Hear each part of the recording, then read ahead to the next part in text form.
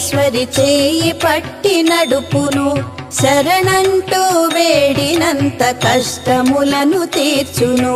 ఆరోగ్యము ఐశ్వర్యము ఈశ్వరి కరుణించును దుఃఖము దూరము చేసి శాంతిని కలిగించును రాజేశ్వరి దేవిని భక్తితో స్మరించుము రాహుకాల పూజ చేసి శుభ ఫలములు పొందుము